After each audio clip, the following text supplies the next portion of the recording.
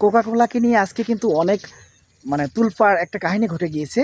যে কোকা কোলাকে আমরা বয়কট করে দিয়েছি, কিছু সাবরি মার্কা অভিনেতা আছে যারা নিজেকে ব্র্যান্ড মনে করে, এরা নাকি ভাবে যে আমরা বললেই সবাই কোকা কোলা খাবে। আসলে এই দালাল, তোরা যে কত টাকা খাইছস, তোরা যে দালাল হইছস, এটা কিন্তু আমরা এই বাংলাদেশের মানুষ কিন্তু টের পেয়েছি। ঠিক আছে, তোরা হয়তো এখন বলতেছে যে আমরা অভিনয় করেছি, আমরা এগুলা করি না, আমরা ওদেরকে সাপোর্ট করি না, আমরা ওই দেশকে সাপোর্ট করি না, কোকা কোলাকে সাপোর্ট করি না, আমরা শুধু অভিনয় করেছি।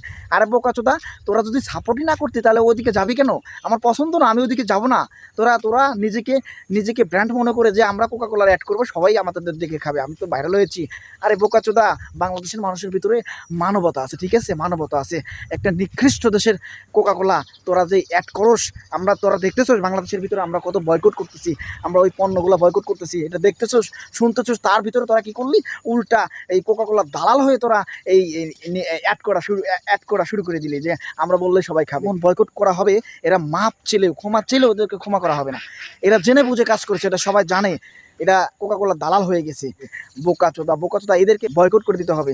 বাংলাদেশের ভিতরে আর যেন সাহস না পায় কেউ, এগুলা বিপক্ষে যেন না যেতে সাহস পায় জনগণের।